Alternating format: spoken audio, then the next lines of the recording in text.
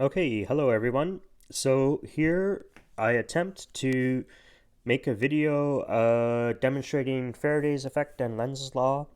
So this video makes use of a coil of wire. And so the coil of wire is here. So it's wrapped around a short section of a plastic tube. You can't actually see the coil of wire because it's underneath this black tape, but it's just thin copper wire that's wrapped around and around and around this plastic tubing over and over and over again. And so maybe there's hundreds of loops of wire. And that coil comes out and it connects to a length of two wires that are then connected to two LEDs. And the LEDs are connected as shown in the setup video. So they're in parallel, but the LEDs are in opposite orientation. So the green one will pass current in one direction and the red one will pass current in the opposite direction. So they should never be on at the same time.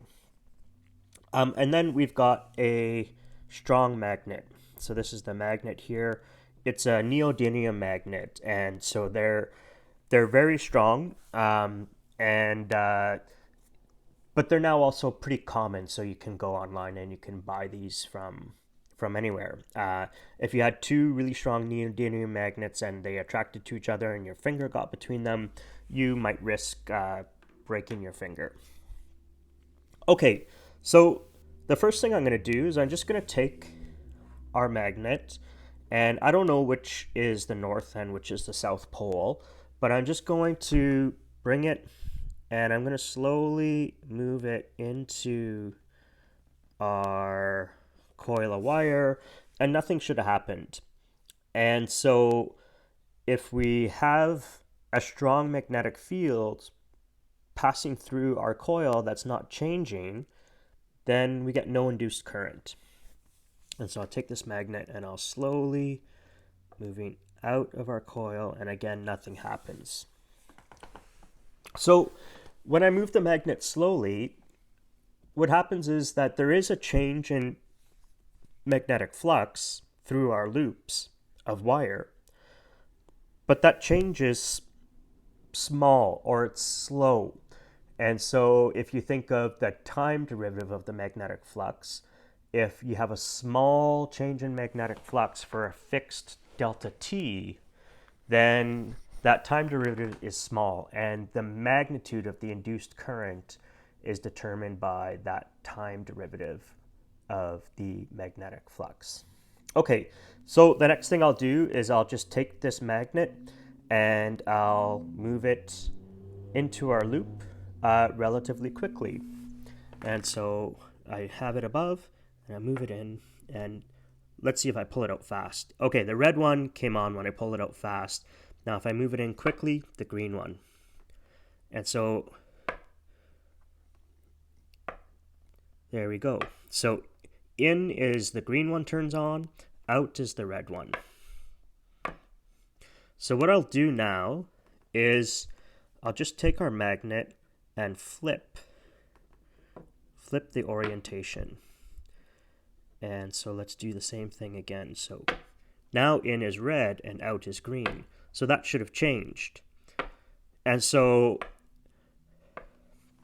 the reason the direction changed is because now the direction in which the flux is increasing, when I put the magnet in, it changes its direction or its sign depending on whether it's the north pole or the south pole of the magnet moving into our coil.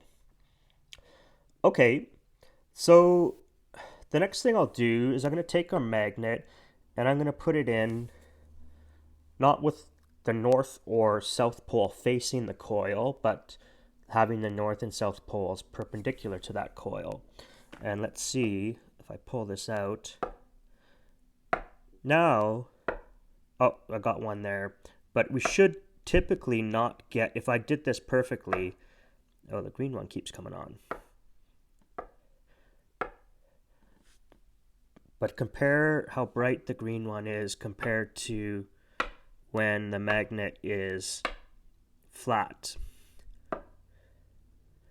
So what should happen is if this was a perfectly symmetric magnet, if I had it in this orientation, the green one shouldn't come on. Neither of them should come on when I do this. So now I've got it a bit better.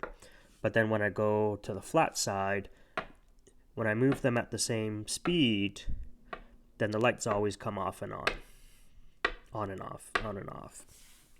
Okay, so that's a changing strength of the magnetic field. So by moving the north or south pole in or out of our coil. The other thing we could try to do, and I don't know how well this is going to work, I could try to take the magnet and I could just try to change its orientation. So this would be changing the angle of the, so let's see if I can do this fast enough. So let's see if I start like this, and what if I just knock it down? Okay, and then if I lift it back up, and then knock it down, and then lift it back up, and knock it down, and lift it back up, and knock it down. So here, the magnet is never leaving the coil, but we're changing the angle that the magnet makes with the coil, with the area of the coil. And so that's the changing theta. And so depending on whether we're going to increase the magnetic flux by changing its orientation or decreasing, the red or the green one comes on. Okay, the one that I can't do easily, we've changed now the strength of the field and we've changed the orientation of the magnetic field relative to our coil, and both of those induced currents, and the direction of the current depended on whether the flux was increasing or decreasing. The other thing that we could in principle do is try to change the area of the loop.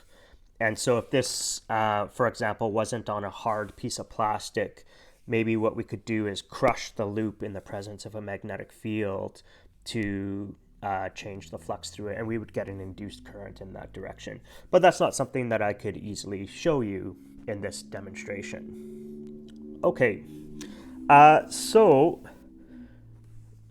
that's that demonstration. What I'm going to do is I'm going to stop this video and I'm going to create a new one where, as we discussed, we could try to drop this magnet down the length of a copper tube. Okay, thanks very much.